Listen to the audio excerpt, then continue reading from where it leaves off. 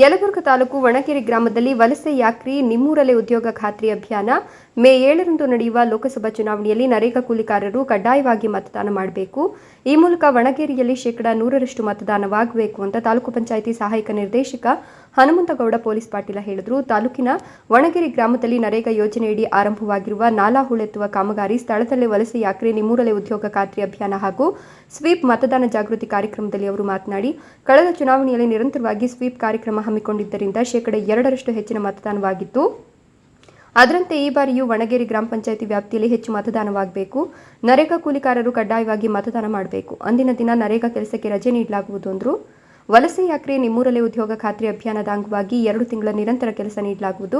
ಎಲ್ಲ ಅಕುಶಲ ಕೂಲಿಕಾರರು ಇದರ ಸದುಪಯೋಗ ಪಡೆಯಬೇಕು. ಜಮೀನು ಹೊಂದಿರುವ ರೈತರು ತಮ್ಮ ಜಮೀನಿನಲ್ಲಿ ವೈಯಕ್ತಿಕ ಕಾಮಗಾರಿಗಳನ್ನು ಮಾಡಿಕೊಂಡು ಆರ್ಥಿಕವಾಗಿ ಸಬಲರಾಗಬೇಕು ಅಂತ ಸಲಹೆ ಕೊಟ್ಟರು.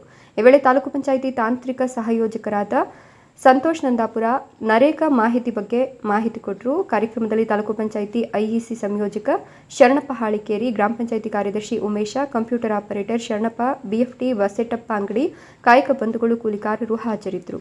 ಕ್ಯಾಮರಾಮನ್ ಸಿಎ ಆದಿ ಜೊತೆ ಮಲ್ಲಿಕಾರ್ಜುನ್ ಹಡಪದ, NKS TV4 ಯಲಬುರ್ಗಾ.